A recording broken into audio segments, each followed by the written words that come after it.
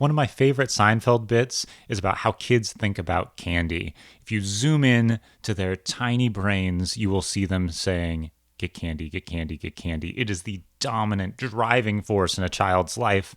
And as a parent, I mean, yes, they're complex and dynamic and interesting kids. I love all about them. But this hits the nail pretty much on the head for explaining a lot of their behaviors. Because kids are so driven by getting candy, that's why we have to warn them to not take candy from strangers. It's just because they haven't known Henry bar, that's not okay. It's why we blow their minds with Halloween when they realize that everybody they know is giving out candy if they only wear that Superman outfit.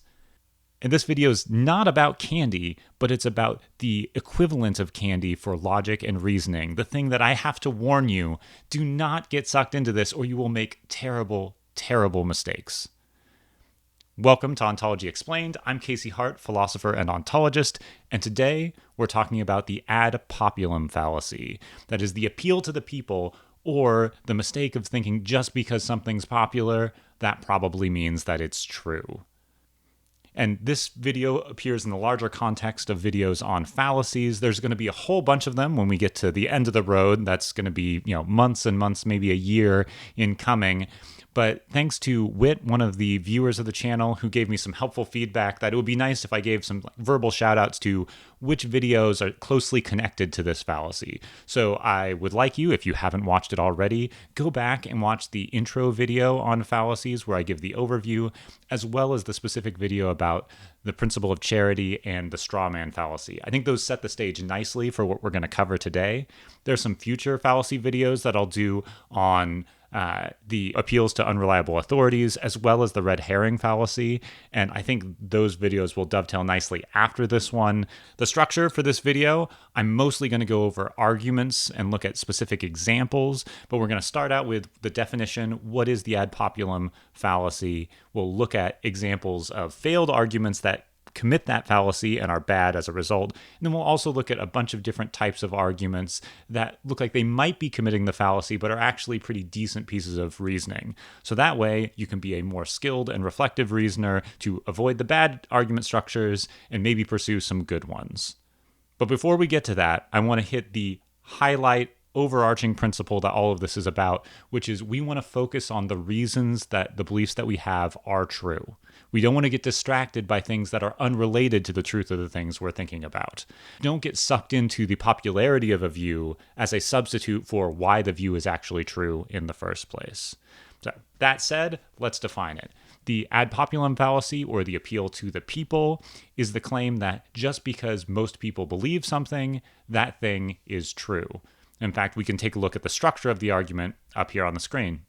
So ad populum arguments look like this. All, most, or many people think that X, therefore X is true. And hopefully it's pretty obvious why this is not a reliable structure for getting to true conclusions. We just don't have any logical connection between the X in the first premise and the X in the conclusion. And obviously there are a bunch of times when lots of people think or believe something that is entirely false, and we can look at some of those examples to see why this is just a bad pattern of reasoning. Most people believe that eating factory-farmed meat is morally permissible, so eating factory-farmed meat is morally permissible. But of course, the fact that lots of people are doing a thing or believe a thing doesn't tell us that it's right. You all know the mantra that what's popular is not always right, and what's right is not always popular. There's a reason why we have all of these sayings about not getting sucked into the allure of popularity, and that's because it is so seductive. Am I just getting really preachy on this channel? Maybe I am. You got to be kind to another. Don't eat factory farmed meat. There's a lot of ways that we can be better. But we can be better reasoners by not getting sucked into the popular view. We can use the fact that lots of people believe something to entrench false beliefs rather than understand why those beliefs are true or false. So pre-Copernicus, we could say that most people believe the Earth is the center of the universe, so the Earth is the center of the universe. But of course, that would just perpetuate a false belief. And I hope you can see now, again, why that's going to be a bad pattern of reasoning. There's another form of the ad populum, which is just sort of to invert it. So instead of looking at the most popular view, we could look at the least popular view and conclude it's false. So no or few people think that X, therefore X is false. And depending on how you want to think about that, this might just be a straightforward just version of an ad populum fallacy, because if most people think that X, then very few people will think that not X. But this is maybe a little more insidious, because it could be that nobody thinks that X. And the reason nobody thinks that X is they just haven't thought about it at all. They withhold belief, in which case this argument feels a little bit different. But same type of fallacy. Don't look at just because the masses think this or don't think this, therefore you should line up along with them. Or at least that's my claim so far. That's the fallacy. But we're going to spend the rest of the video looking at examples where appealing to popularity or mass use is actually not unreasonable. And one of the first cases there is when the argument itself, the conclusion, is about how popular or widespread something is. Because again, recall that our big picture view here is that we don't want the popularity to distract us from the real issue at hand. But when the issue at hand might be how popular or how widespread is a view, then the popularity is directly relevant to the conclusion. One of those cases might be the example on the screen here of language use. So if most people think that incredible means very good, incredible means very good. Now, I'm not going to take really hardline stances. Maybe some linguists and semanticists out there might take issue with this. But if what we just mean by the meaning of a word is how is it used by society, then it is very relevant to the conclusion about the meaning of incredible, how society happens to be using it. So the popularity of that use just directly fixes the meaning of that use. Great. Elections are a lot like this too. If we have the argument that every student believes Jody should be prom queen, so Jody should be prom queen, whether or not Jody should be the prom queen seems directly proportional to how popular she is. If it's just a popularity contest, then the popularity of Jody is what gives us her right to be prom queen. Excellent. Social norms are like this as well. If you want to see how it's socially acceptable to act, it makes sense to see how popular that sort of action is. Many people dress casually on planes, so it's socially acceptable to dress casually on planes. And notice that this is something that's changed over time, right? When airplanes were first around, you were dressed up to the nines, you had your suit, your dress, whatever on, but now you wear pajamas and slippers. And we could make other arguments for why that's acceptable or unacceptable, but it's at least relevant to the discussion to argue from the social prevalence of something to it being a social norm. This is not an example of the ad populum fallacy because it's a good use of appeal to popularity. So those first arguments that we looked at, which were examples of not an ad populum fallacy because the popularity was relevant, were because the issue at hand was the popularity. But there's other cases where the issue isn't the popularity, but we can use the popularity as a good proxy for reasoning. So if something's popular, and that gives us reasons to think that there are good reasons out there, then it's not a bad move to go from that popularity to the conclusion. Of course, it's always better if you could get access to those reasons directly, but we're humans, we have limited amounts of time in our lives, so sometimes we have to use that popularity as a proxy, and let's look at some examples where that's the case. Here's one. Most of Professor Seidel's students think he's a good teacher, so Professor Seidel is a good teacher.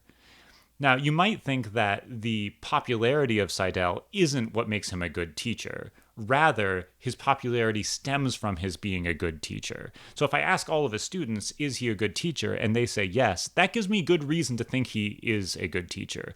Of course, I would be better off if I knew why, so I'd probably ask follow-up questions. Like, why do you think Seidel is a good teacher? Oh, because he gives excellent explanations, or because he's a really easy grader, or because he gave the class donuts, or because he knows his stuff better than any of the other metaphysics professors out there. Whatever the case may be, I'm using the popularity as a proxy for those good arguments, and so that means that this isn't a commission of the ad populum fallacy. I'm not getting distracted by the popularity. Instead, I'm very focused on that popularity as a barometer for where the good reasons would be. We do the same thing looking at reviews. So all the locals say Finnegan's is the best restaurant in town, so Finnegan's is the best restaurant in town. Of course, what makes Finnegan's a great restaurant isn't going to be just that the locals think that, but presumably them thinking that stems from them having direct access to the important evidence that would prove that Finnegan's is the best. They've had their calamari. They know that they've got the best beer on tap at happy hour. Whatever the case may be, I'm using that popularity again as a proxy for the good arguments.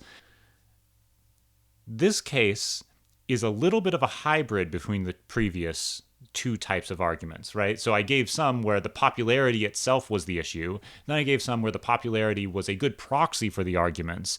But there are cases where we can blur those lines. So think about the economy. If everybody thinks the economy is terrible, and we conclude, therefore, that the economy is terrible, I think both things are happening here. First, what makes the economy good or bad, in part, is consumer confidence. So if everybody thinks that the economy is terrible, then that gives us reason to think that the economy is terrible because the economy is partly constituted by that popularity. But then the other aspect of this is a proxy for reasons. Why might everybody think the economy is terrible? Well, maybe because their paychecks are going down, or because they don't have access to cheap and reliable housing, or because grocery prices are going up and there's inflation. So when we look at polls about how good the economy is, it's not unreasonable to take that as a proxy for, do these people have access to good arguments about how good or bad the economy is? Of course, evaluating the economy is incredibly complicated. Sometimes people think the economy is terrible and the economy is actually improving, but there's a lagging indicator. I don't want to get into all of those details. I will just say that appealing to the popularity of the economy in favor or against it isn't a bad piece of reasoning if you want to declare whether the economy is good or bad. It's not your only evidence, but it is some evidence. It's not fallacious.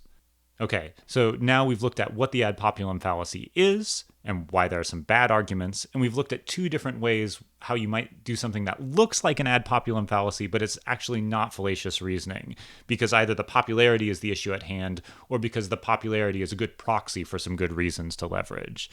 The last thing I want to hit is looking at some examples that don't quite fit the format as tightly as we've seen in other cases, or maybe are a little more complicated arguments, and we're going to look at two of those. Everyone's listening to Taylor Swift's new album, so I should listen to Taylor Swift's new album. This is not a tautology, this is an argument, but I can hear what you're saying. Your mothers in the background are probably saying, if everybody jumped off a bridge, would you jump off a bridge too? Right? This has that structure, and so we should be maybe a little bit leery of it, but it also doesn't feel like that terrible of an argument. So what's going on here? The first thing I want to draw your attention to is that it doesn't say that everyone believes X, therefore X is true. So it's form-wise a little bit different. We're saying people are doing a thing, therefore I should do that thing. Now, we could try and shift it a little bit if we want and say, look, the reason everybody is listening to Taylor Swift's new album is because everyone believes that all people should listen to Taylor Swift's new album, therefore I should listen to Taylor Swift's new album. But that's a different argument, and maybe that doesn't feel as compelling.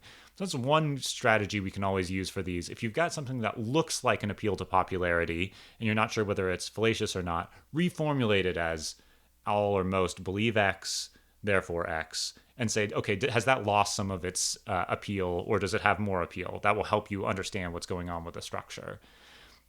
But the other piece that's going on here too, right, is we always know what the stakes are for these things. So if everyone jumps off a bridge, should you jump off a bridge too? Like, jumping off a bridge is pretty risky. There might be rocks below. I might die.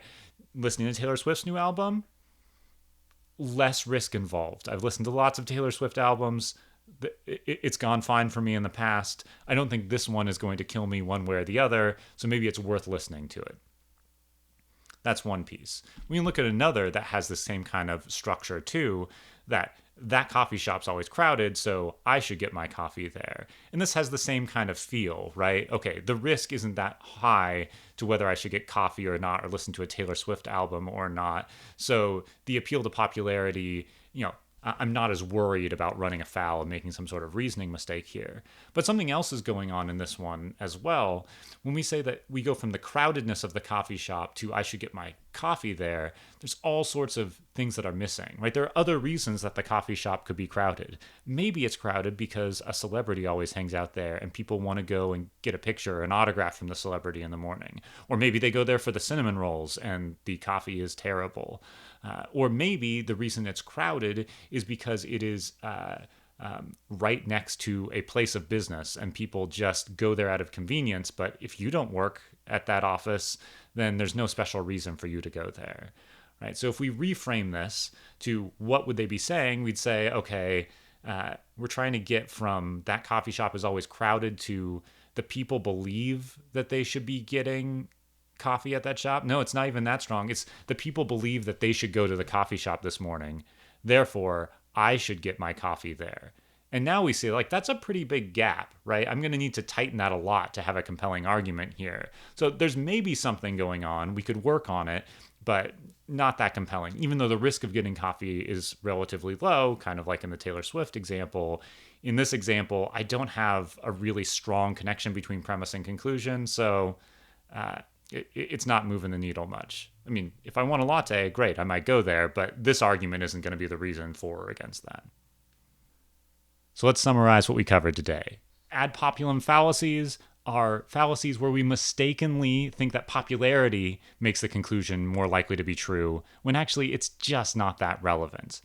However, that should not trick us into thinking that the popularity is never relevant or never present in a good piece of reasoning.